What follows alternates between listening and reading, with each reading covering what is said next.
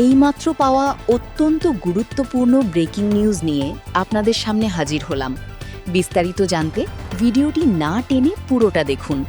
হাম ও হামের উপসর্গ নিয়ে দেশে আরও 11 শিশুর মৃত্যু। গত 15 মার্চ থেকে মোট মৃতের সংখ্যা দাঁড়িয়েছে 475 জনে। প্রথম আলো।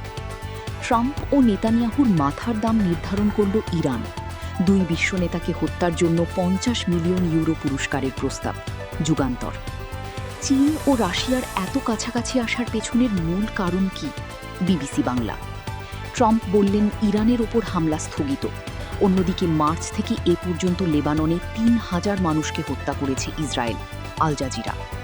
ইবোলায় মৃতের সংখ্যা বেড়ে 131 জনে দাঁড়ানোয় জরুরি কমিটির বৈঠক ডাকল বিশ্ব স্বাস্থ্য সংস্থা WHO।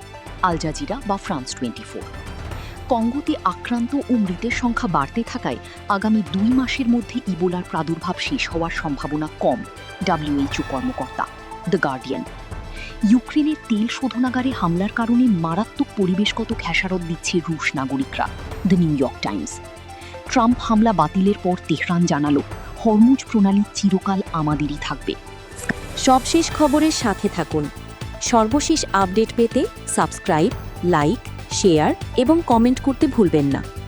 আরও বিস্তারিত জানতে আমাদের ওয়েবসাইট ভিজিট করুন www.allbanglanewspaperportal.com।